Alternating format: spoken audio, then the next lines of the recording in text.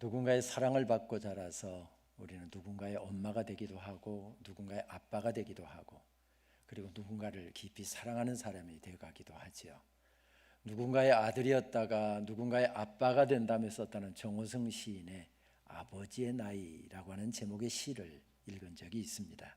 이런 내용의 시입니다. 나는 이제 나무에 기댈 줄 알게 되었다. 나무에 기대어 흐느껴 울 줄 알게 되었다. 나무의 그림자 속으로 천천히 걸어 들어가 나무의 그림자가 될 줄 알게 되었다. 아버지가 왜 나무 그늘을 찾아 지게를 내려놓고 물끄러미 나를 쳐다보셨는지 알게 되었다. 나는 이제 강물을 따라 흐를 줄도 알게 되었다. 강물을 따라 흘러가다가 절벽을 휘감아 돌 때가 가장 찬란하다는 것도 알게 되었다. 해질 무렵 아버지가 왜 강가에 지게를 내려놓고 종아리를 씻고 돌아와 내 이름을 한 번씩 불러보셨는지 알게 되었다.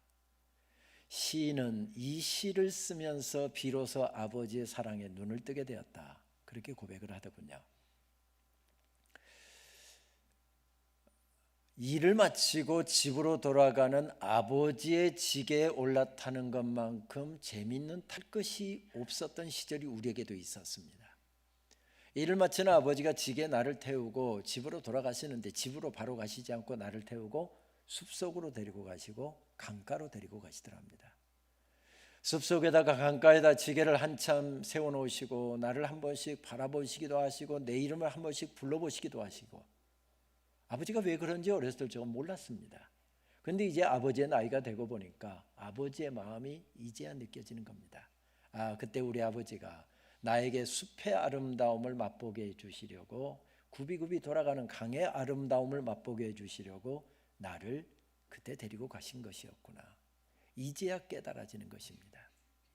시를 좋아하시는 분은 잘 아시겠습니다만 정호성 시인은 1970년대 후반에 서울의 예수라고 하는 제목의 시집을 필두로 수십 권의 시집을 발간한 우리 시대 가장 대표적인 시인 가운데 한 사람이죠.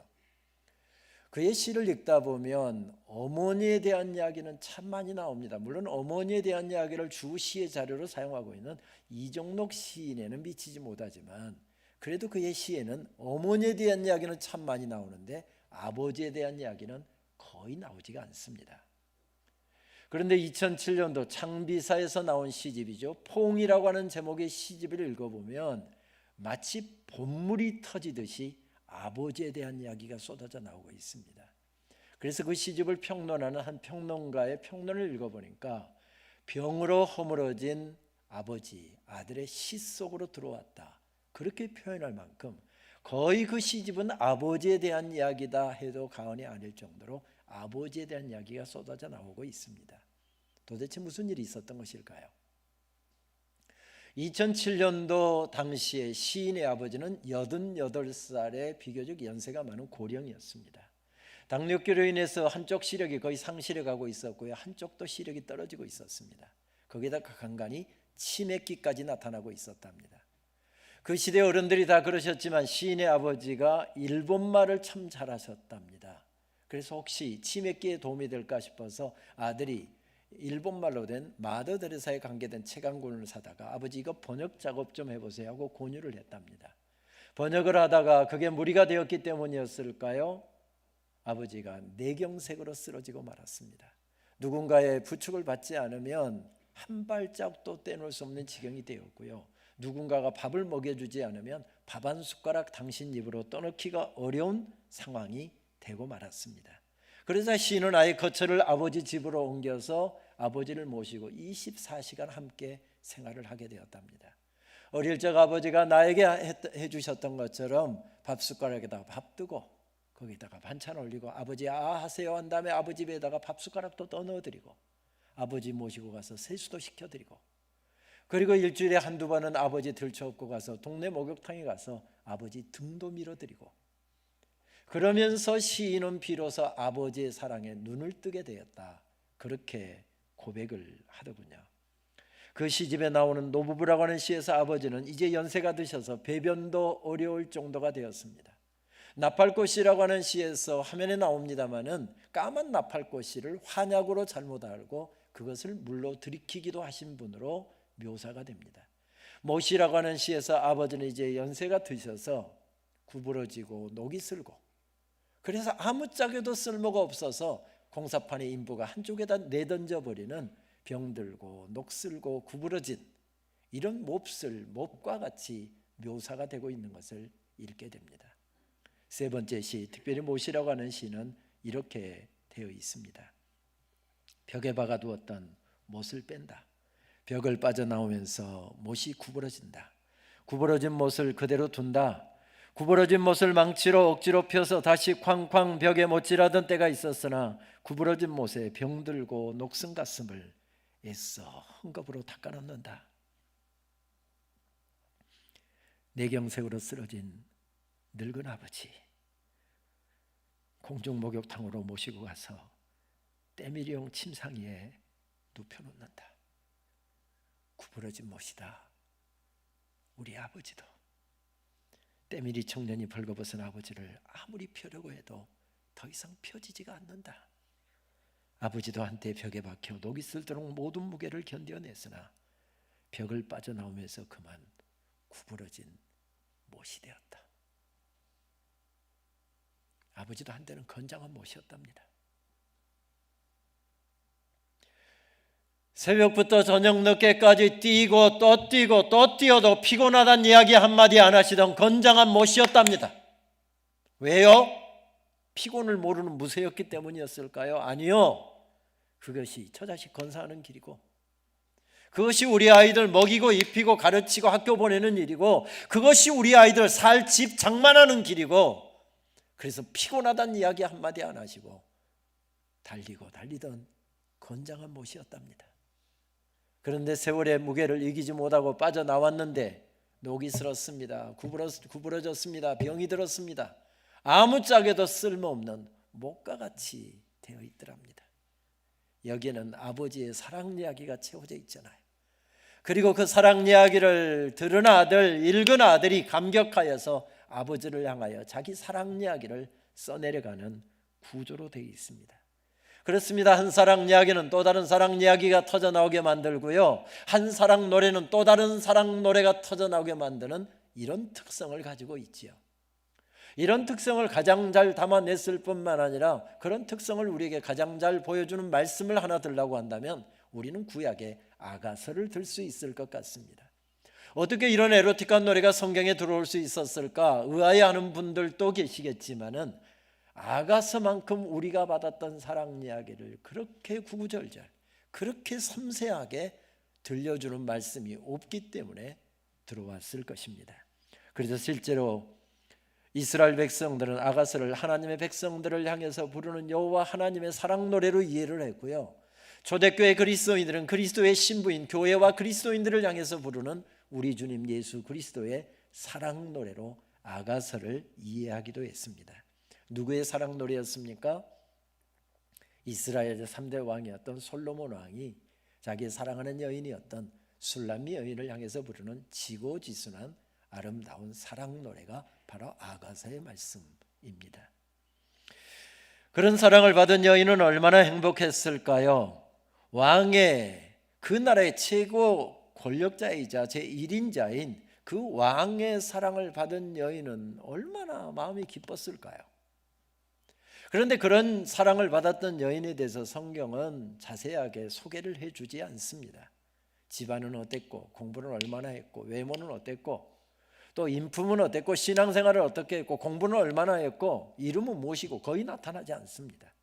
술람미 여인, 이것은 이름이 아니라 대전댁, 대구댁, 강주댁, 서울댁 하는 그런 이야기지 이름이 아닙니다. 어떻게 왕의 사랑을 받았던 여인에 대해서 이렇게 철저하게 소개를 하고 있지 않을까, 이렇게 의아심이 들지만 그렇다고 해서 성경이 전혀 정보를 주고 있지 않는 것은 아닙니다. 여기저기 상계되어 있는 내용을 종합해 놓고 보면 결론은 한 가지입니다. 어떻게 이런 여인이 왕의 사랑을 받을 수가 있었을까? 그것이 결론입니다. 여러분 별로 동의를 안 하신 것 같아서 예를 하나만 들겠습니다. 아가서 1장 5절 말씀해 보게 되면 그녀의 외모를 표현하기를 계달의 장막 같았다 이렇게 표현합니다. 여러분 계달의 장막 느낌이 어떻습니까? 좀 느낌부터가 좀 칙칙하잖아요. 게달의 텐트는 어떤 텐트였는가 하면 유목민들이 양의 가죽, 염소의 가죽을 말려서 옷을 만들어 입었습니다. 옷을 만들려고 하면 디자인을 했을 것이고 디자인을 따라서 재단을 해야 했겠지요. 재단을 하다 보면 작은 가죽 조각들이 발생하는 것입니다. 워낙 가죽이 귀하던 시절이니까 이거 버리지 않고 한꺼번에 모아놓습니다. 계속 모아놓고 모으고 하다 보면 일정량이 모이게 되면 그것을 얼기설기 엮어서 만든 텐트가 바로 게달의 장막이었습니다. 그러니까 이것을 저거 얼기설기 작은 조각들을 얼기설기 엮어놨으니 이게 무슨 볼품이 있었겠습니까? 거기에다가 유목민들이 목초지를 찾아서 이곳으로 옮기고 저곳으로 옮기다 보니까 텐트를 쳤다 거두고 하다 보니 몹시 때가 묻어 있습니다. 하필이면 왕의 사랑을 받았던 그 여인의 외모가 게달의 장막 같았다는 이야기는 중동의 따가운 햇살을 받으면서 들로 산으로 다니면서 양을 치고 염소를 치고 하다 보니까 검게 그을려 있고, 그리고 포도원을 가꾸고 하다 보니까 손은 거칠고, 이런 모습을 표현한 것 같습니다. 왕궁의 여인들과는 사뭇 다른 모습입니다. 현대적으로 표현하면 왕궁의 여인들은 어떤 모습이었을까요? 롱드레스 입고요, 하이힐 신고요, 그리고 와인잔 들고서 눈을 약간 이렇게 요염하게 뜨고서 왕궁을 우아하게 걸어다니는 여인들. 그러다가 왕의 눈에 들면 뭐가 되는 것입니까? 왕비가 되는 거죠. 이런 여인들과는 사뭇 다른 모습입니다. 그런데 어떻게 이런 여인이 왕의 사랑의 대상이 될 수 있었을까요? 그런데 성경은 그 이유를 바로 설명해 주지 않고 바로 사랑 노래를 우리들에게 들려줍니다. 사랑 노래를 한번 따라가 볼까요? 2장 1절 말씀. 샤론에 수선하여 골짜기에 백합화로다. 2장 10절 말씀. 나의 사랑 나의 어여쁜 자야, 일어나서 함께 가자. 겨울도 지나고 비도 그쳤고 지면에는 꽃이 피고 새가 노래할 때가 이르렀는데 비둘기 소리가 우리 땅에 들리는구나. 그러면서 오늘 4장 말씀으로 넘어가게 되면 사랑 노래가 점점 깊어지고요, 노래로 치면 클라이맥스, 정점을 향해서 치닫는 구조로 되어 있습니다. 4장 1절 말씀.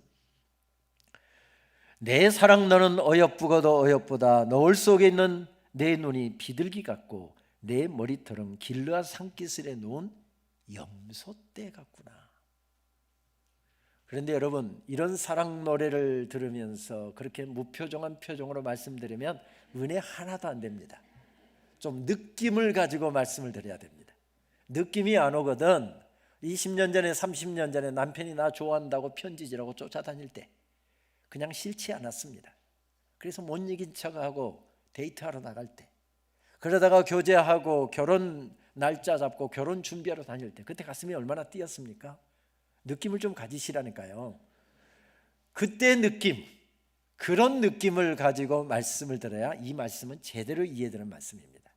그래서 여러분, 표정이 굳어지고 느낌이 없어 보이면 제가 설교하다 말고 중단하고서 이렇게 이야기할게요. 표정 관리 그렇게 하면 여러분 그냥 썩은 미소로도 괜찮으니까 이렇게 미소를 지으면서 말씀을 듣깁니다. 여러분 그렇게 하실 수 있을까요? 제가 한번 해볼까요? 연습 한번 해보겠습니다. 표정 관리 아주 지금 잘하고 계십니다. 얼마나 지금 분위기가 화기애애한지 모르겠습니다. 자, 그렇게 좀 화기애애한 마음을 가지고서 계속 넘어갑니다. 4장 7절 말씀. 나의 사랑 너는 어여쁘고 아무 흠이 없구나. 흠이 없기는 왜 흠이 없어요? 말씀드렸잖아요. 흠집투성입니다. 이런 것을 어려운 문자를 써서 표현하면 뭐라고 이야기하죠? 콩깍지 끼었다, 이렇게 이야기합니다. 완전 콩깍지입니다. 그런데 아름답습니다. 4장 10절 말씀. 내 누이 내 신부야, 내 사랑이 어찌 그리 아름다운지. 내 사랑은 포도주보다 진하고 내 기름의 향기는 각양 향품보다 더 향기롭구나. 여러분, 이거 10절 사실 아닙니다. 이거 틀린 말씀입니다. 나 같은 여인이 어떻게 왕의 사랑의 대상이 될 수 있습니까? 이 나라의 최고의 권력자이고 이 나라의 1인자인데 그 왕이 나를 좋아한답니다. 나 찾아온답니다. 거절할 수 있습니까? 거절할 수 없습니다. 그래서 그냥 오주신다고 하니까 엉거주춤하게 서서 맞이한 것밖에 없습니다. 선물 갖다 주면 엉거주춤하게 그냥 고맙습니다, 이거 그냥 받아들인 것밖에 없습니다. 영어로 이야기하면 왕이 나를 좋아한다고 이런 사랑 노래를 들려줄 때 거기에 대해서 반응, 리액션을 한 번도 보낸 적이 없습니다. 일방적으로 찾아오고 일방적으로 좋아한다고 하고 일방적으로 선물 갖다 주고, 그리고 나서 이렇게 이야기합니다. 내 사랑이 어찌 아름다운지. 각양 향품보다, 지금으로 보면 향수를 이야기하는 거죠. 각양 향품보다 더 향기롭고 각양 포도주보다 더 진하다, 이렇게 이야기합니다. 여러분, 이거 우리가 받은 사랑 이야기 아닙니까? 우리가 받은 하늘 사랑 이야기입니다. 우리가 받은 하나님 사랑 이야기입니다. 이리 보아도 저리 보아도 우리는 하나님의 사랑의 대상이 될 수 없는 존재였는데 하나님께서 우리를 그냥 사랑으로 덮으셨습니다. 지금 성경이 그 이야기 우리들에게 전해주고 있는 것입니다. 이런 사랑을 받은 여인은 얼마나 행복했을까요? 표정관리. 그래서 이 여인이 이런 사랑 노래를 듣고 너무 행복하고 너무 좋아서 벌떡 일어납니다. 그래서 자기 사랑 노래를 부른 게 16절 말씀입니다. 그러니까 결혼식으로 친다고 한다면 다 읽지는 않았지만 1절에서부터 15절까지는 신랑이 자기 사랑하는 여인을 향해서 부르는 사랑 노래라고 한다면, 그 사랑 노래 듣고 행복해지고 감격한 여인이 벌떡 일어나서 자기 사랑하는 남자를 향해서 자기 사랑 노래를 부르고 있는데, 그게 16절 말씀입니다. 우리 화면에 나타날 텐데 그 말씀 우리 같이 한 목소리로 같이 봉독할까요? 북풍아 일어나라, 남풍아 오라. 나의 동산에 불어서 향기를 알리라. 나의 사랑하는 자가 그 동산에 들어가서 그 아름다운 열매 먹기를 원하노라. 아가서는 이런 아름다운 사랑 이야기를 우리들에게 들려주면서 말을 걸어오는 구조로 되어 있습니다. 어떻게요? 너도 이런 사랑 받았잖아. 여러분, 여기서 아멘 한번 하셔야 되는 거 아니에요? 제가 다시 한번 아가서 기자가 우리들에게 말을 걸어오는 그 이야기를 여러분들에게 전합니다. 너도 이런 사랑 받았잖아. 아멘입니다. 아멘입니다. 아멘하는 사람들에게 아가서 기자는 또다시 이렇게 말을 걸어옵니다. 그런 사랑 받은 너는 지금 어떤 사랑 이야기 쓰고 있는데, 너는 지금 어떤 사랑 노래 부르고 있는데, 이렇게 말을 걸어오는 구조로 되어 있습니다. 우리는 결단코 하나님의 사랑의 대상이 될 수 없는 존재들이었습니다. 그런데 하나님께서 우리를 그냥 사랑으로 덮어버리셨습니다. 그것만이 인간들을 구원할 방법이기 때문에 하늘 보좌를 버리시고 예수 그리스도께서 이 땅에 내려오셨던 성육신 사건이나 이 성탄 사건은 하나님의 사랑의 사건입니다. 오늘 우리는 산상변모일을 예수님께서 세 제자들을 데리고 산에 올라가셔서 기도하시는 가운데 변모 대신 그것을 기념해서 지키는 산상변모주의를 지키고 있죠. 그리고 다음 주 수요일 날 26일부터 우리는 사순절, 참회 수요일로부터 시작해서 긴 사순절 기간을 갖게 될 것입니다. 무엇 때문에 사순절을 지킵니까? 예수 그리스도의 놀라운 십자가의 사랑을 깊이 묵상하고 내 가슴 속에, 내 삶 속에 가득가득 채우기 위해서 지키는 절기입니다. 그렇습니다. 사순절도 그렇고 십자가 사건도 바로 하나님의 사랑의 사건입니다. 험한 인생길 걸어가는 동안에 죽어도 사는 영원한 산소망을 가지고 살아갈 수 있도록 우리들에게 산소망을 선물해 주시기 위해서 예수 그리스도 죽음의 권세를 깨치시고 부활하셨습니다. 부활 사건도 하나님의 사랑의 사건입니다. 내가 처소를 예비하며 너희를 다시 데리러 오리라. 처소를 예비하여 우리를 데리러 오시는 하나님의 사랑하는 사람들을 불러 모으시는 예수 그리스도의 재림 사건도 엄밀한 의미에서 보면 하나님의 사랑의 사건입니다. 우리는 결단코 하나님의 사랑의 대상이 될 수 없는 존재였죠. 그런데 이렇게 하나님께서 우리를 사랑으로 덮어버리셨습니다. 이 코로나 바이러스로 인해서 온 나라가 지금 난리인데, 이런 날에도 오늘이 주님 부활하신 주의 날인 줄 알고 주님께 예배드린 것보다 더 소중한 것이 없다 생각하고 좀 여러 가지로 불안한 때이지만 마스크 끼고 나와서 이렇게 예배하고 찬양하는 여러분들의 모습을 볼 때 하나님이 얼마나 기뻐하실지, 또 여건이 안 돼서 영상으로 생중계로 지금 예배에 함께 동참하고 계시는 우리 성도님들, 하나님께서 참 기뻐 보실 텐데, 하나님께서 이렇게 예배하는 모습들을 딱 지켜보시다가 고개를 살려살려 흔드십니다. 내가 저 인간은 아무리 참고 참아도 내가 더 이상 사랑할 수가 없어. 그런 사람들의 눈에 띄어서 한 5명 정도를 아예 골라서 아예 밖으로 쫓아내버리려고, 이제 교회도 못 나오게 하고 하나님도 믿지 말라고 하려고 아예 쫓아내버리시려고 명단을 지금 작성하고 있습니다. 여러분 긴장 좀 하셔야 될걸요. 혹시 여러분 누구 이름이 먼저 들어갈까요? 5명 이름 혹시 기억나는 분, 생각나는 분 있습니까? 하나님께서 명단을 딱 작성하셨습니다. 그리고 드디어 하나님께서 첫 번째 사람부터 쫓아내버리시려고 명단을 작성하신 다음에 첫 번째 사람부터 부르십니다. 첫 번째 사람이 이름이 호명됩니다. 야, 김은용이, 너 나가 이 나쁜 놈아.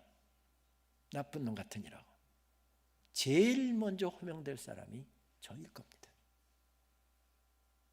그런데 하나님께서 저를 그냥 사랑으로 덮어버리셨습니다. 제가 무엇을 잘하고 저는 무엇을 대단한 것을 하고 있어서 이 자리에 서서 하나님의 말씀을 전하고 있는 것이 아니라, 하나님께서 만약에 내치셔야 한다고 한다면 제일 먼저 내치실 제1번 타자일 텐데, 하나님께서 저를 사랑으로 덮으셔서 내가 받은 사랑, 너를 울게 했던 사랑, 너를 감격하게 했던 사랑, 너를 춤추게 했던 그 사랑을 내 사랑하는 자녀들에게 내가 좀 잘 전해줬으면 좋겠다. 그래서 여기 서 있는 것 외에는 내세울 만한 것도 자랑할 것도 아무것도 없는 사람입니다. 그 사랑이 우리를 춤추게 만들지요. 그 사랑은 한밤중에도 달려가게 만듭니다. 저는 어렸을 적 저희 고향교회 장로님들과 안수 집사님들 그리고 권사님들이 한밤중에 모여서 교회 건축하던 때, 그분들이 달이 화형정 밝은 밤에 교회 한 단 한 단 건축을 해가면서 부르시던 찬양을 저는 지금도 잊어버릴 수가 없습니다. 한겨울에 옛날에 건축할 수 없었잖아요. 그래서 날씨가 풀리면 3월 달에 시작해서 날씨가 추워지기 전에 11월 전까지 마쳐야 되니까 정말 바쁜데, 옛날에 무슨 업자한테 맡겼습니까? 다 벽돌 찍고 벽돌 찍어서 하나하나 다 우리 손으로 올렸잖아요. 그런데 문제는 시골 지역이다 보니까 3월부터 제일 바빠지는 것입니다. 낮에는 씨 뿌리고 농사해야 되는 일 때문에 하루 종일 들어가서 일하고, 저희 어머니 보니까 해가 니역니역 져서 사물을 분간 못할 때까지 어느 시점까지 일을 하시다가 갑자기 일어나셔서 막 종종 걸음으로 집을 향해서 달리시더군요. 그리고 간단하게 씻고서 식사 준비해서 가족들 식사하라고 들여 넣어주고 어머니는 식사도 않고 바로 교회로 달려가시는 것을 보았습니다. 언젠가 어머니 따라서 교회를 갔던 저녁, 저는 잊어버릴 수가 없습니다. 보름달이 휘영청 밝은 날 저녁이었습니다. 저희 어머니하고 제가 좀 늦게 갔기 때문에 벌써 장로님들, 안수 집사님들, 집사님들은 다 도착해서 건축하고 있었습니다. 한쪽에서 흙벽돌 찍고 있었고요. 어제 그제 찍어놓은 잘 마른 흙벽돌, 여자 집사님들, 권사님들은 머리에다가 그거 2장씩 3장씩 익어서 아슬아슬한 난간을 올라가면서 부르시던, 달밤에 부르시던 찬양, 사람들은 이해할 수 없네, 주를 보낸 하나님 사랑, 그 사랑이 나로 살게 하네, 갈보리의 구속의 사랑, 주님의 그 사랑은 정말 놀라워, 놀라워, 놀라워, 주님의 그 사랑은 정말 놀라워, 나를 위한 그 사랑. 그렇습니다. 그 사랑이 피곤한 몸들을 일으켜 세우고, 그 사랑이 달려가게 만들고, 그 사랑으로 교회당을 세우고, 그렇게 주님 힘차게 섬겼습니다. 우리는 결단코 하나님의 사랑의 대상이 될 수 없는 존재들인데, 우리를 덮어버리신 그 사랑이 우리를 춤추게 만들지요, 한밤중에도 다 달리게 만들지요, 피곤한 몸들을 일으켜 세우게 만듭니다. 제가 섬기고 있는 장로의 신학대학교에서 몇 년 전 해외 석학초청 설교학 강좌를 하던 때가 생각이 납니다.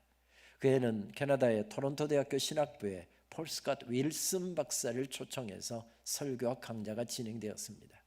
학생들을 대상으로 해서 강의를 하기도 하고 현장 목회자들을 초청해서 강의를 하기도 하고 지역교회에 찾아가서 미리 약속하고 주일 오전 예배에서 주일 오후 예배에서 설교를 하기도 하고 그리고 학교 채플에서 설교를 하기도 하고 이렇게 8일 동안 진행되는 강좌였습니다. 언제가 그분이 학교 채플에서 설교를 하게 되었지요. 설교 제목을 받아놓고 보았더니 마태복음 25장에 나오는 양과 염소의 비유에 대한 본문이 그날 설교의 본문이었습니다. 세계적인 명성을 가지고 있는 설교학의 대가였기는 했지만 그의 설교는 이렇다 할 특장점이 없이 그냥 평이하게 설교가 진행되고 있었습니다. 그런데 설교 중간쯤 되니까 이분이 딱 이렇게 치고 들어가더군요. 저는 캐나다에 있을 때 장신대가 굉장히 좋은 학교다 하는 이야기를 자주 들었습니다. 그런데 제가 실제로 장신대에 와보니까 제가 들었던 것보다도 훨씬 더 좋은 학교라는 사실을 발견하면서 얼마나 마음의 기쁨이 있는지 모릅니다. 그런데 이 좋은 학교에 만약에 예수님께서 옛날 마태복음 25장에서 하셨던 것처럼 찾아오셔서 양과 염소 편으로 나누신다고 한다면 무슨 현상이 일어날까요? 그때 교직원들, 학생들 다 모여서 한 2,000명 정도가 같이 채플을 드리고 있었습니다. 장신대는 좋은 학교니까 당연히 전부 다 양의 편에 있고 어쩌다 한두 사람 염소 편에 있을 것이라고 생각했습니다. 그런데 착각이었습니다. 전부 다 뿔 달고 들이받고 싸우고 뒷발질하고 왁자지껄 떠들고 전부 다 염소 편에 있었습니다. 이 양반 지금 꽤 큰 돈 들여다가 초청해서 융숭하게 대접하면서 지금 강좌를 진행하고 있는데 학교를 완전히 몹쓸 학교를 만드는 겁니다.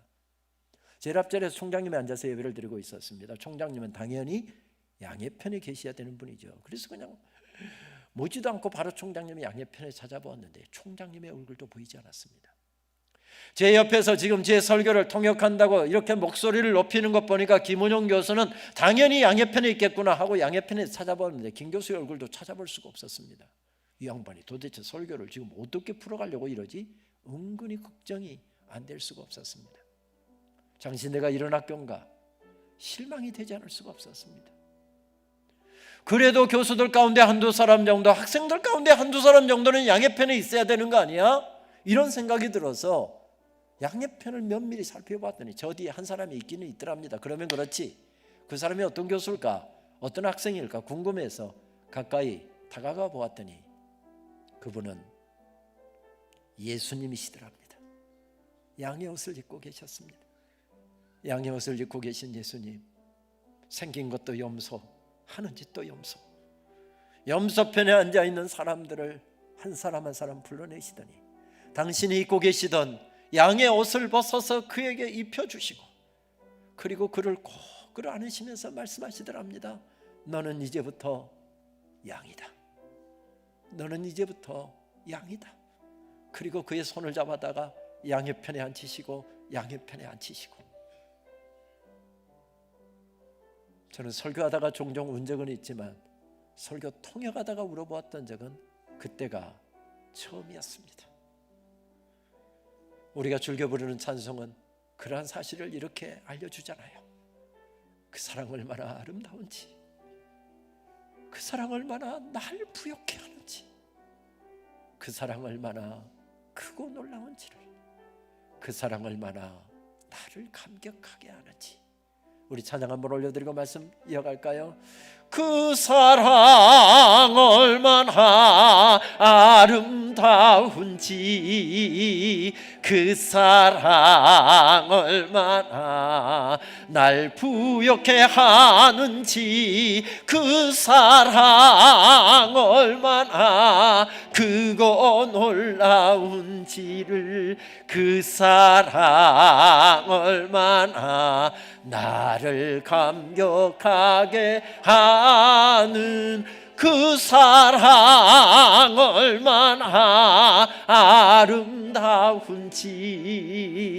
그 사랑 얼마나 날 부욕해 하는지, 그 사랑 얼마나 크고 놀라운지를, 그 사랑 얼마나 나를 감격하게 하는지.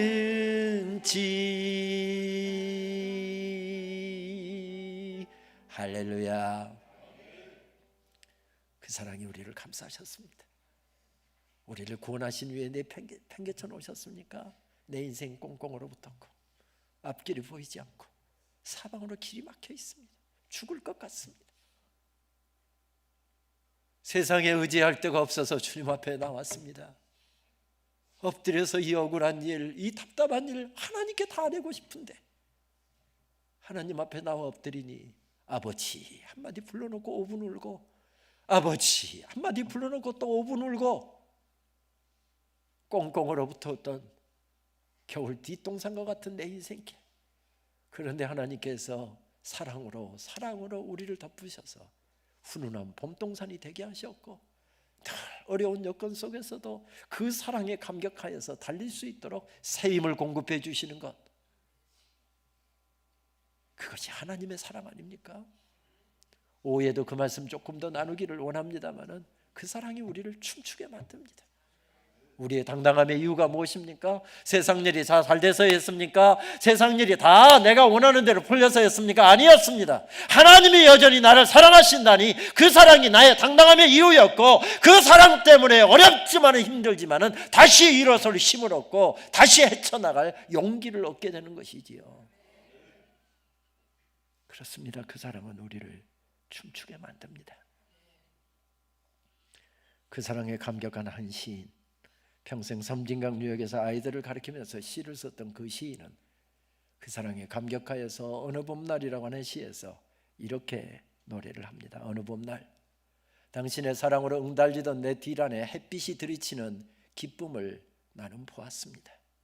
어둠 속에서 사랑의 불가로 나를 가만히 불러내신 당신은 어둠을 건너온 자만이 만들 수 있는 밝고 환한 빛으로 내 앞에 서서 들꽃처럼 깨끗하게 웃었지요. 아, 생각만 해도 참 좋은 당신. 어쩌면 이렇게 시를 잘 씁니까? 저도 시를 좀 극적이긴 하지만 이런 시를 보면 시 쓰고 싶은 생각이 싹 사라져 버립니다.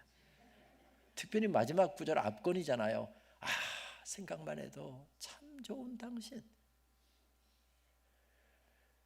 그런데 남자분들 그대로 가만히 계셔도 괜찮겠습니까? 이런 좋은 시 읽고 나오면 빨리 써놓으셔야 되는 거 아니에요? 다 못 쓰면 마지막 구절이라도 펜 없으면 빨리 전화기라도 꺼내세요. 이런 좋은 시구는 고이고이 간직해 놓으셨다가 결혼기념일 때, 와이프 생일 때 카드에다가 곱게 이런 시구 쓰고 생각만 해도 참 좋은 당신. 그렇게 시구 쓰고 꼭 잊어버리지 말 것, 백화점 상품권이나 현찰. 그렇습니다. 그 사랑이 우리를 춤추게 만듭니다. 그 사랑은 우리를 달려가게 만들지요. 부활의 아침 주님께서는 실패한 제자 베드로를 다시 시작하자고 갈릴리로 부르셨습니다. 갈릴리에서 우리 몇 월 며칠 날 같이 만나자.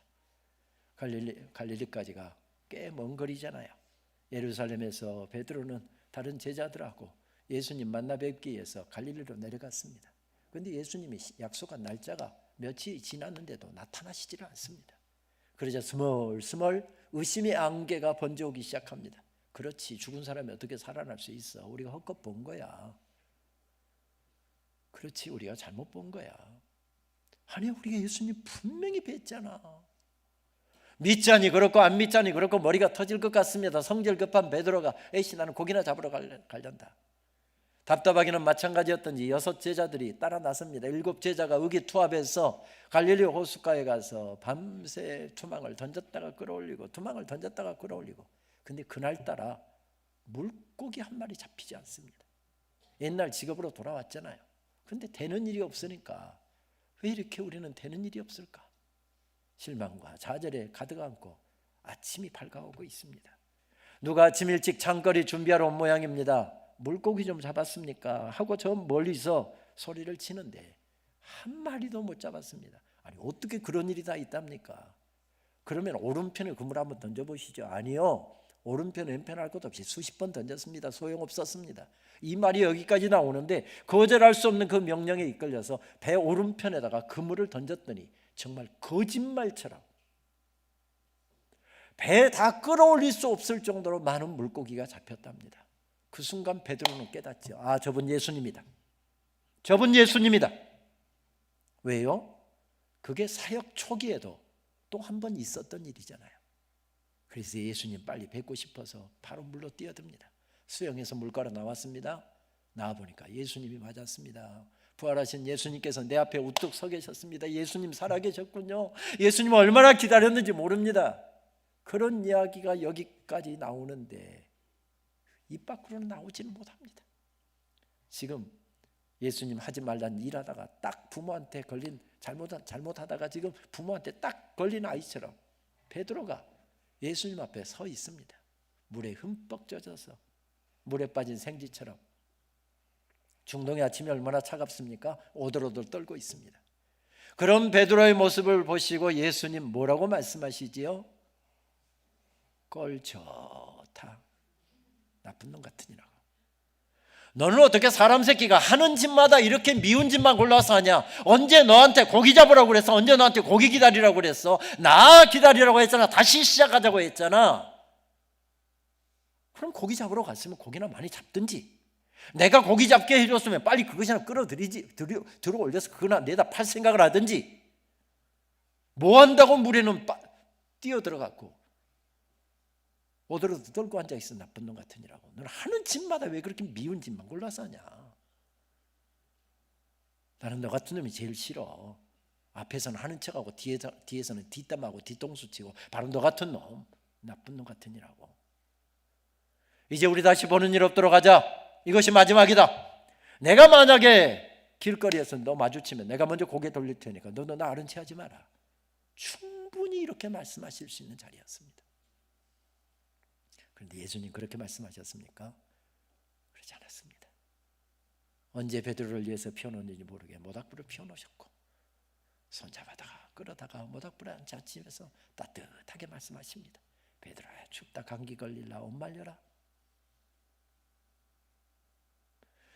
예수님 옆에서 무엇을 주섬주섬 준비하시는데 보니까 예수님의 손등에 베드로를 위해서 아침 조반을 준비하고 계시는데 여기에 십자가에 못자국이 그대로 있습니다.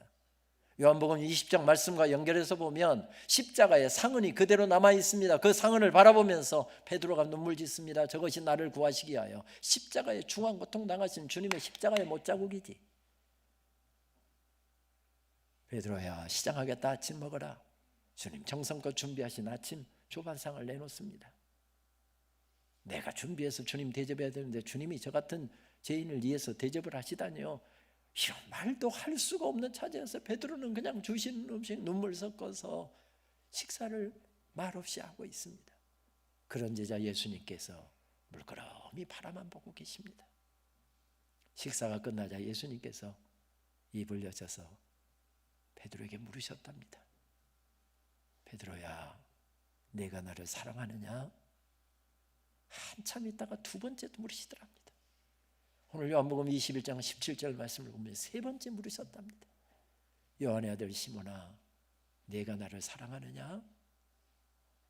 주님이 왜 베드로에게 그런 질문을 하셨을까요? 왜 계약서 쓰게 하지 않고, 왜 거기에 도장 찍든지 지장 찍게 하지 않고 왜 손가락 걸고 다짐하게 하지 않으셨을까요? 사람은 다짐해도요, 손가락 걸어도요, 도장 찍어도요, 계약서 써도요, 사람은 변합니다. 그런데 하나님의 사랑에 물든 사람, 하나님의 사랑에 감격한 사람은 끝까지 갈 수 있기 때문에 주님께서는 지금 뭐라고 계신 것입니까? 말없이 주님의 사랑 이야기, 십자가의 사랑 이야기를 베드로에게 들려주시고 베드로의 사랑 이야기를 물으신 게지요. 그렇습니다. 베드로는 그 모진 박해 기간에 어린 교회 가슴에 품고 온몸으로 박해를 감내하면서 평생 잘 주님 섬겼습니다. 그리고 마지막에는 그도 예수님처럼 십자가에 못이 박혀서 순교를 해야 될 자리에 서 있었다고 그러잖아요. 초대교회 역사가들이 전하는 바에 의하면 나는 예수님처럼 똑바로 십자가에 못 박힐 수 있는 그런 이인이 못 됩니다. 저는 부탁한데 거꾸로 십자가에 좀 못 박아 주십시오. 그래서 거꾸로 십자가에 못이 박혀서 순교를 당했다고 하지 않습니까? 무슨 이야기입니까? 죽음의 자리에서도 변질되지 않았다는 이야기죠. 무너지지 않았다는 이야기입니다. 그렇습니다. 사랑하면 쉬워집니다. 사랑하면 모든 것이 다 가능해집니다. 사랑하면 거리가 먼 것도 문제가 되지 않고요, 시간 없는 것도 문제가 되지 않고요, 바쁜 것도 문제가 되지 않고요, 이런 어려운 상황도 사랑하면 문제가 되지 않습니다. 그래서 예수님께서는 말없이 사랑 이야기를 들려주시고 베드로의 사랑 이야기를 물으신 게지요. 이 말씀을 준비하다가 잊고 있었던 아주 오래전 일 하나가 기억이 났습니다. 저는 1981년도 6월달 신대원 2학년 1학기까지 마쳐놓고 그리고 군복무를 위해서 강주 보병학교에 입대를 했습니다. 7개월 동안 장교 훈련을 마친 다음에 1982년도 1월 초에 훈련 많기로 유명한 강원도의 한 보병사단의 소총 소대장으로 부임을 했지요. 본래 추운 지역인 줄 알고 갔지만 그의 겨울은 유난히 춥다고 했습니다. 낮에도 보통 영하 15도, 20도가 됐고요. 한밤중 되면 영하 25도에 30도까지 떨어지고 있는 그런 상황에 제가 갔습니다. 제가 추운 지역으로 부대를 배치받았다는 사실을 알고서 그때 여자친구가, 교제하고 있던 여자친구가 마스크 하나를 크게 떠서, 아주 두툼하게 떠서 안에다는 꺼져도 몇 겹을 대서 그렇게 해서 하나를 소포로 보내왔습니다. 훈련이 참 많은 부대였습니다. 그때 사단장의 방침이, 야, 겨울이라고 전쟁 안 일어나냐? 그래서 겨울에도 똑같이 훈련이 계속되고 있었습니다. 12월 13일께로 기억하는데 100km 행군이 있었습니다. 남성분들 혹시 군대에서 100km 행군해 보신 분들은 아시겠습니다만은 장정들이 50분 걷고 10분 휴식, 50분 걷고 10분 휴식 이렇게 해서 강원도 산악길로 하다 보니까 32시간에서 33시간, 많이 걸 때는 35시간까지 걸어야 되는 굉장히 힘든 훈련 가운데 하나지요. 1년에 보통 7, 8차례가 있는 부대였습니다. 날씨가 그날도 낮 기온은 영하 15도가 넘고 있었고 밤 기온은 거의 영하 20도에서 25도까지 떨어진다는데 그런 추운 날씨에 행군을 해야 되니 얼마나 더 힘들겠습니까? 그런데 여자친구가 보내온 마스크를 딱 끼고 행군을 했더니 별로 추운 줄 모르고 할 수가 있었습니다. 그런데 보통 한 17시간, 18시간이 지나가면 자지도 못하고 계속해서 걷기 때문에 피곤하니까 병사들이 희한하게 졸면서 잘 걷습니다. 머리는 자고 있고요, 발은 계속 걷는 겁니다. 그러다가 돌멩이라도 잘못 밟으면 휘청해갖고 이렇게 해서 놀래갖고 잠이 깨서 또 한 30분 걷다가 또 졸면서 걷고, 저도 졸면서 많이 걸었습니다. 평지에서 졸면서 걷는 것은 별 문제가 되지 않습니다. 그런데 문제는 새벽 3시에 경기도 가평 지역에서 화학산을 넘어서 부대로 복귀하고 있었습니다. 어제 저녁에 말씀을 준비하면서 화학산이 높이가 정확히 몇 미터인가 찾아봤더니 1468m더라고요. 꽤 높은 산 중에 하나입니다. 또 그 높은 산을 넘어가려는데 굽이굽이 돌아서 이렇게 올라가는데 하다 보니까 수십 길 낭떨어집니다.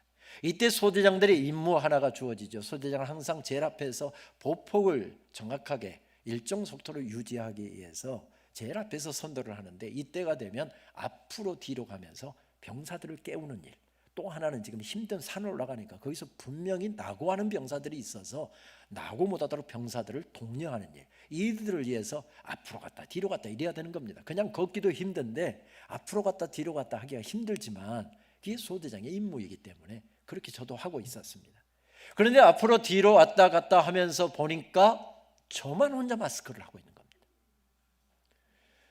처음에는 다 군용 마스크를 다 하고 했습니다. 군용 마스크는 얇잖아요. 벌써 지금 25시간, 26시간째 지금 걷고 있습니다. 그러니까 입김에 서려서 이게 다 축축해지니까 다 벗어 던진 것 같습니다. 명색이 소대장인데 싶은 생각이 들어서 같은 입은 이등병에게 불러서 거쳤습니다. 야, 이거 네가 해라. 그리고 제가 부대 복귀해서 한 9시 정도에 이제 씻고서 잠자리에 병사들하고 다 잠자리에 드는데 저는 여자친구에게 편지를, 고맙다, 정말 고맙다 하고 편지를 보내고 잠자리에 들었다는 거 아닙니까? 제가 그런 사람입니다. 편지를 쓰면서 그렇게 했지요. 이번에 마스크를 또 보내주어서 영하 20도가 훨씬 넘는 날씨에 행군을 하면서 얼마나 도움이 됐는지 모른다. 근데 내가 부탁이 하나 있는데 12월 24일 날 우리 소대 회식이, 성탄절 회식이 있는데 우리 소대원들 선임하사까지 33명, 중대장급까지 34개, 마스크를 34개만 똑같은 사이즈로 떠서 가능하면 12월 24일까지 좀 보내줄 수 있느냐. 그때가 12월 14일이었습니다. 전방에서 그때 편지를 보내면 4일에서 5일 걸리던 시절입니다. 전화 한 통화 하려고 하면 교환한 때 이거 돌려놓고 1시간을 기다려야 전화가 연결되던 시절이었습니다.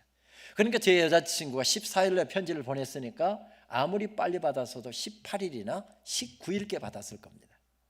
대학 졸업하고 직장 생활하고 있었습니다. 그러니까 낮에는 직장에 다녀야 했을 것이고 마스크 뜨는 것은 밤에 와서 했어야 됐을 텐데도 불구하고 정확하게 속달 소포로 12월 24일 날까지 마스크 34개를 배달을 해 주었습니다. 소대 외식을 하면서 마지막 부분에 소대원들 이름 하나씩 불러가면서 야, 이거 성탄절 선물이다. 이거 성탄절 선물이다. 하나씩 나눠주었습니다. 그리고 소대 외식을 끝냈는데 제가 이야기도 안 했습니다. 중대가 이쪽은 1, 2소대, 이쪽은 3, 4소대 한 막사를 쓰고 있었죠. 근데 제가 이야기도 안 했는데 저희 소대원들이 전부 다 하얀 마스크를 들고서 중대를 뛰어다니면서 이거 우리 소장님 애인이 떠준 거다, 성탄절 선물로 떠준 거다, 이러고 자랑하고 다니는 것을 보았습니다. 제가 나중에 휴가를 나왔다가 여자친구 어머니를 잠깐 뵌 적이 있었는데 이런저런 이야기하다가 마스크 이야기가 나왔습니다. 저것이 직장 생활하면서 돈 좀 번다고 일 마치고 돌아오면 피곤하다고 손도 까딱 안 하려고 했답니다. 그런데 지 남자친구가 마스크 또 보내달라고 하니까 나흘 밤낮을 꼬박 세워서 마스크를 떠보냈다는 겁니다. 그래서 그게 고마워서 지금 데리고 살고 있습니다. 사랑하면 쉬워집니다. 물론 지금은 마스크 이야기하면 사서 쓰라고 이야기하지 마스크 떠주지는 않지만 사랑하면 시간 없는 것도 문제가 되지 않고요, 거리가 먼 것도 문제가 되지 않습니다. 박용재 시인의 말이 옳습니다. 사람은 사랑하는 만큼 산답니다. 저 향기로운 꽃들을 사랑하는 만큼 살고 저 아름다운 목소리의 새들을 사랑하는 만큼 살고 그만큼이 인생이랍니다. 그만큼이 신앙생활이랍니다. 신앙생활이 무엇입니까? 사랑 이야기 쓰는 것입니다. 어떤 사람은 대충 쓰는 사람도 있고요, 어떤 사람은 개발세발 쓰는 사람도 있고요, 어떤 사람은 피곤하다고 바쁘다고 안 쓰는 사람도 있고요, 어떤 사람은 졸면서 쓰는 사람도 있습니다. 그런가 하면 어떤 사람은 한자 한자 정성을 다해서 온 마음을 다해서 사랑 이야기를 써내려가고 사랑 노래를 부릅니다. 신앙생활이 무엇입니까? 사랑 이야기 쓰는 것입니다. 예배가 무엇입니까? 사랑 이야기 쓰는 것입니다. 초대교회 그리스도인들은 도대체 어떤 사랑을 받았기에 그렇게 아름다운 사랑 이야기를 우리들에게 남기고 세상을 떠났을까요?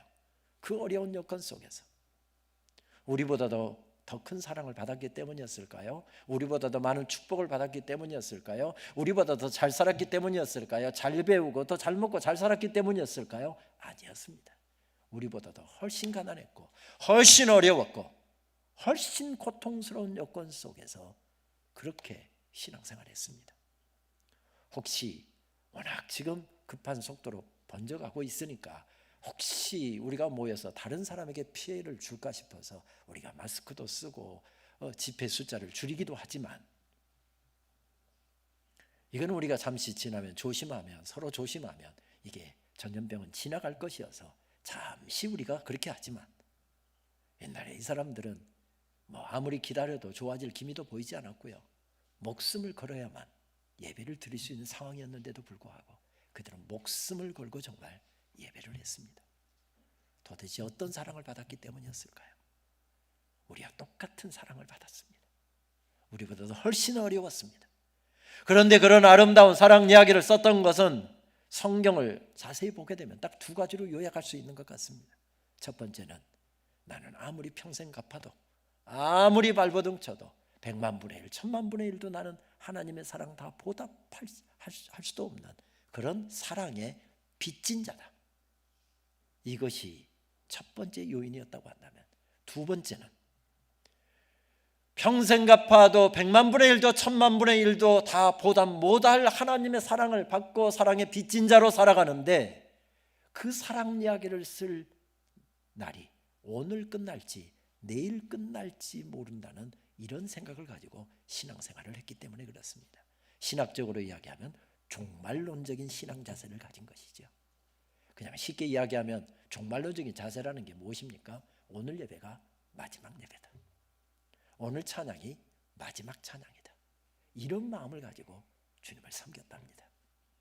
여러분, 오늘 예배가 마지막 예배입니다. 어떻게 예배 드리시겠습니까? 오늘 찬양대가 부르는 찬양이 마지막 찬양입니다. 어떻게 찬양하시겠습니까? 그 이야기입니다.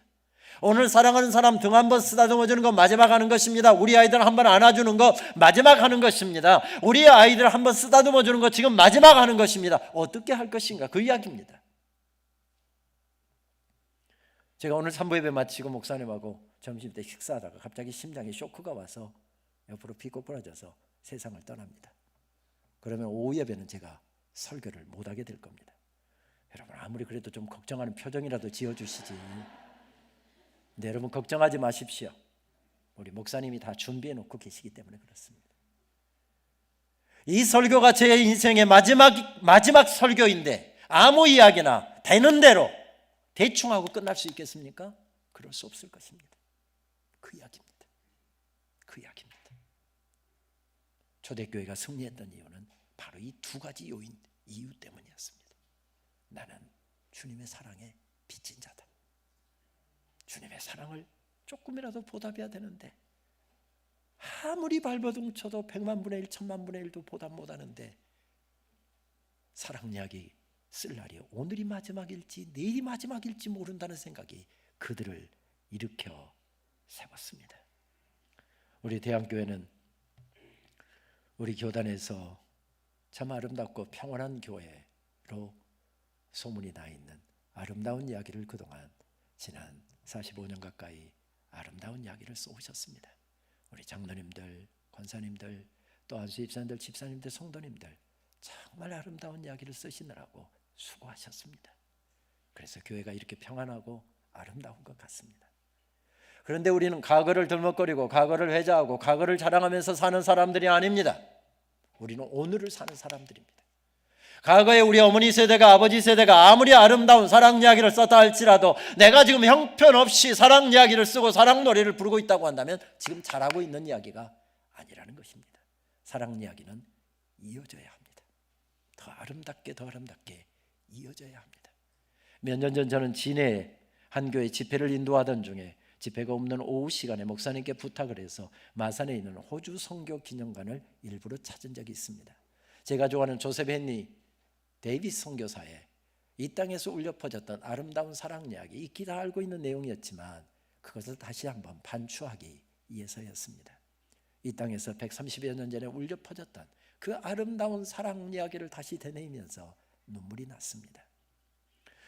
호주 멜번이 고향이었던 이 데이비스 선교사는 누이 메리 데이비스 선교사와 함께 1889년 8월 28일에 멜번에서 마차를 타고 몇 날 며칠이 걸려서 시드니로 와서 시드니에서 전기선을 타고 선교사로 조선 땅을 향해서 출발을 했습니다. 40여일 동안의 길고도 지루한 항해를 마치고 1889년 10월 2일 부산항에 입항을 했습니다. 이 땅에 온 최초의 호주 장로교 선교사였습니다. 정확히 이야기하면 빅토리아 장로교의 선교사였지요. 먼저 온 미국 선교사들의 배려로 서울에서 수개월간의 적응과 언어 훈련 기간을 보냈습니다.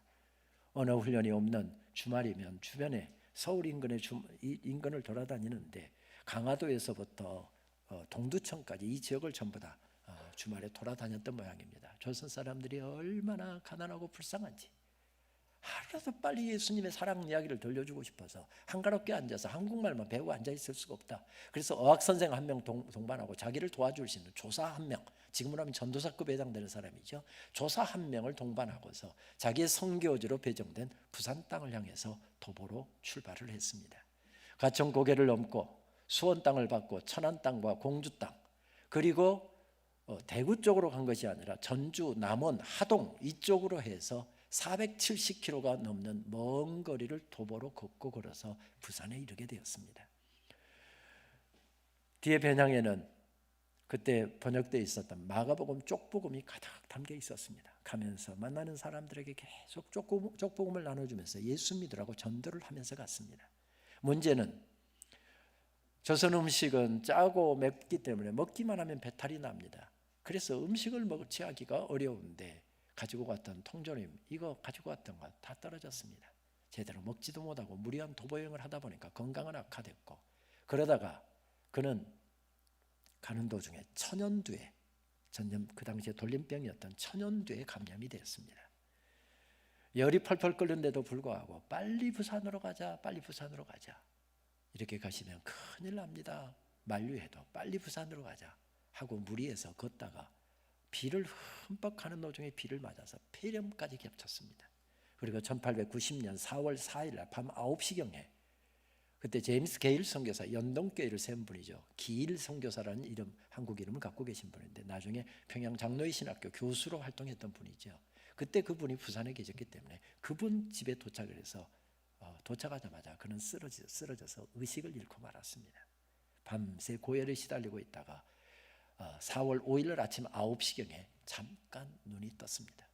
일본인 의사의 진료를 받지 않은 것은 아니었지만 잠깐 눈을 떠서 좋아진 줄 알고 게일 선교사하고 손잡고 이 땅에서 마지막 기도를 그렇게 올려드렸답니다.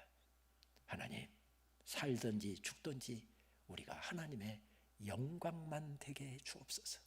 그렇게 간절하게 손잡고 기도한 다음에 그는 당시 다시 의식을 잃고 쓰러진 다음에 오후 1시경에 세상을 떠났습니다. 이 땅에 온 지 정확히 183일 만이었고 예수님처럼 33살의 미혼이었습니다. 제임스 게일 선교사가 장례를 마친 후에 서울에 있는 데이비스 선교사 가족, 메리 데이비스 선교사에게 가족들에게 보내는 편지를 보냈습니다. 물론 그때는 오면 20일이 걸리던 시절이니까 서울에서 오빠가 죽었다고 해도 올 수가 없었던 상황이죠. 그 편지가 영문으로 남아 있어서 번역을 하면 이런 내용입니다. 슬픈 소식을 전하게 된 것을 심히 유감스럽게 생각합니다. 좀 중략하고요.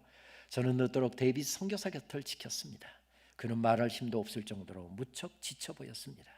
데이비스 선교사와 저는 우리가 건강하든지 아프든지 살든지 죽든지 간에 오직 주님의 영광만을 위해서만 살 수 있게 해달라고 우리 구세주께 간절히 기도했습니다. 지난 이틀을 돌아보면 마치 꿈을 꾼 것 같습니다.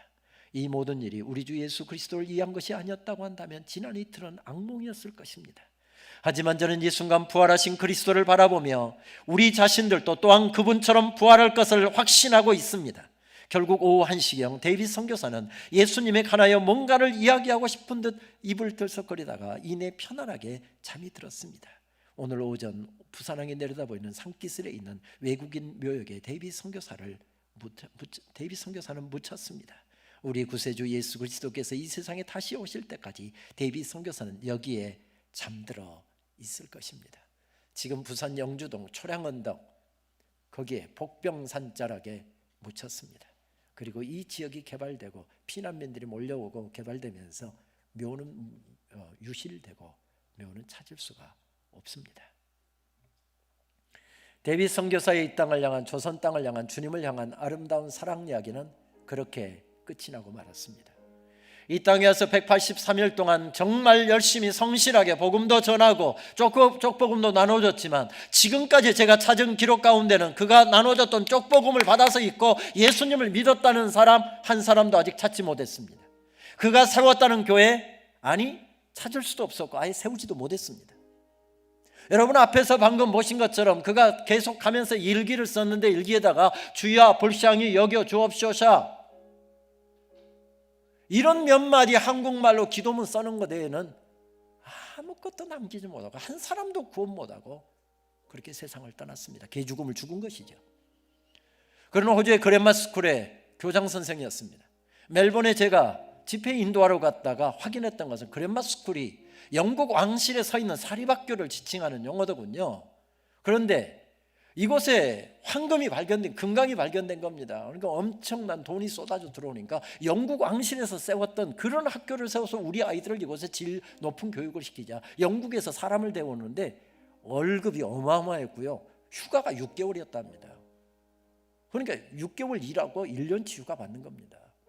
그런 학교의 교장 선생이었습니다. 당시 그랜마 스쿨의 교장 선생은 대학 총장급이었습니다. 이 사람은 아주 탁월한 사람이었습니다. 멜번 대학을 수석으로 졸업했고요. 지금도 멜번 대학이 좋은 학교지만 멜번 대학을 수석으로 졸업했고요. 대학원을 마친 후에 영국으로 유학 가서 에버딘 대학에서 신학을 공부했는데 그는 특별히 라틴어, 헬라어, 시리아어, 히브리어, 고전어에 있어서 정말 뛰어난 역량을 가지고 있는 사람이었습니다. 그래서 한국 선교사로 나오지 않았다고 한다면 멜번 대학 신학부의 교수로 일할 사람이었습니다.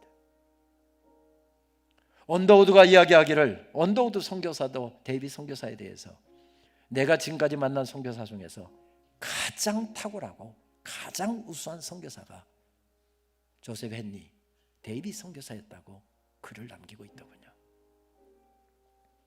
그런데 그는 이 땅에 와서 한 사람도 구원 못하고 183일 만에 그렇게 세상을 떠났습니다. 오빠가 그렇게 급하게 세상을 떠나고 나자 메리 데이비 선교사도 충격을 받았습니다. 그러다 그의 몸도 건강도 약해졌습니다. 그래서 더 이상 이 땅에서 어떻게 있을 수가 없어서 그의 고향 멜번으로 돌아가고 말았습니다. 그것으로서 호주 교회가 이 땅을 향해서 불렀던, 주님이 향해서 불렀던 사랑 노래는 끝이 나고 말았습니다. 누가 이 땅에 오려고 할 것입니까? 이 땅에 오면 6개월 만에 죽을 수도 있고 1년 만에 죽을 수도 있는데 누가 이 땅에 오려고 하겠습니까? 그것으로 끝이었습니다. 그런데 호주로 돌아간 메리 데이비 선교사를 통해서 쓰다가 멈춰버린 사랑 이야기, 부르다가 멈춰버린 그 사랑 노래, 그 이야기가 호주 교회에 전달되기 시작했습니다. 그런데 놀랍게도 20살에서 27살짜리 젊은이들이 우죽순처럼 일어나기 시작했습니다. 내가 가서 사랑 이야기를 이어서 쓰리라, 내가 가서 사랑 노래를 이어서 부르리라. 그리고 이 땅을 향해서 120여 명의 젊은이가 그때로부터 시작해서 한국 땅을 향해 달려오기 시작했습니다. 그리고 그들의 사랑 노래로 이 땅을 덮었습니다. 부산 땅을 덮었고요, 김해 땅을 덮었고요, 양산 땅을 덮었고요, 밀양 땅을 덮었고요, 울산 땅을 덮었고요, 창원과 마산과 거제와 거창과 통영과 고성과 사천과 진주와 의령과 함안 땅을 덮어버렸습니다. 그들의 사랑 이야기로 그 땅을 덮어버렸습니다. 그때 세워진 교회는 다 이들이 세웠고, 경남 성교의 초석을 놨던 분들이 바로 이분들이었습니다. 사랑 노래는 이어져야 합니다. 평생 갚아도 갚을 수 없는 놀라운 사랑을 받은 사람들, 사랑에 빚진 사람들의 사랑 이야기의 퍼레이드는 계속 이어져야 합니다. 우리도 고백할 수 있을까요? 내 구주 예수를 더욱 사랑, 엎드려 비는 말 들으소서. 내 진정 소원이 내 구주 예수를 더욱 사랑, 더욱 사랑. 찬양하겠습니다. 내 구주 예수를 더욱 사랑, 엎드려 비는 말 들으소서.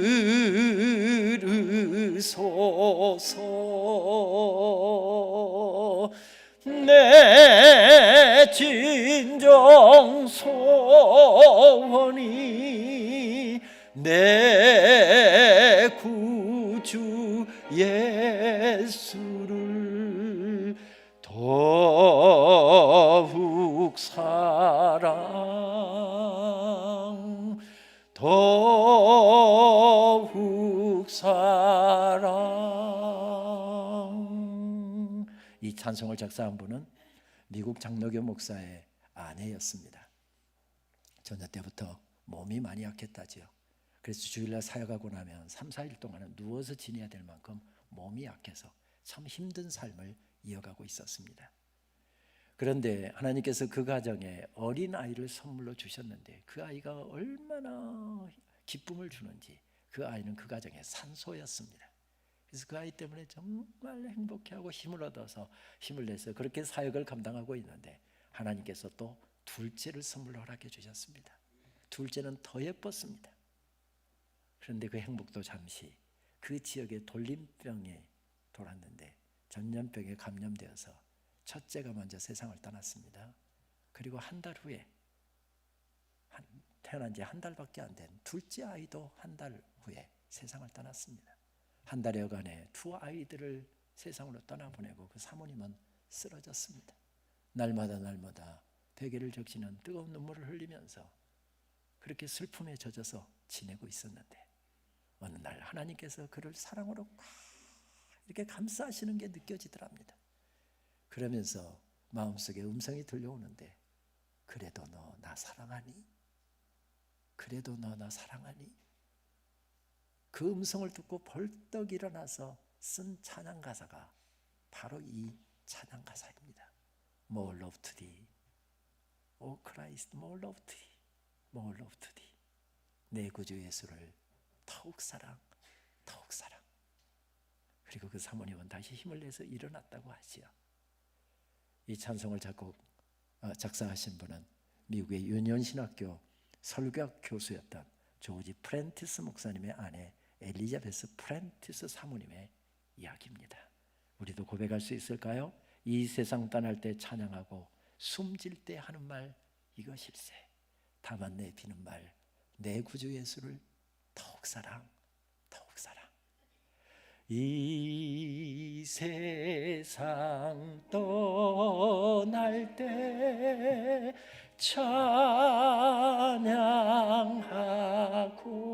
찬양하고 숨질 때 하는 말 이것일세. 다만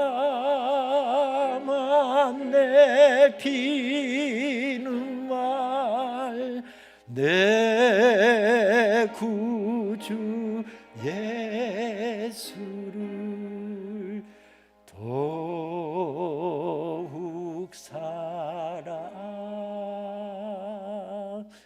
더욱 사랑. 주님 감사합니다.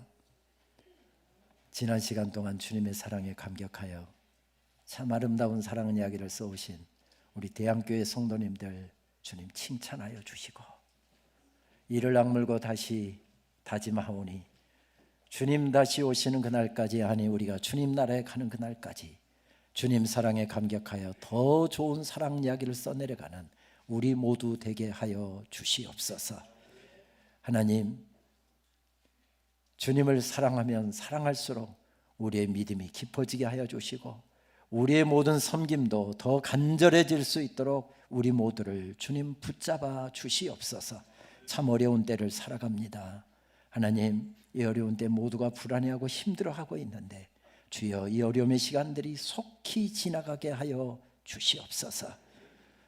전염병으로 인해서 모두가 두려워하고 있는 이 땅을 주여 속히 고치시고 하나님께서 허락하신 일상의 축복들로 다시 허락하여 주시옵소서.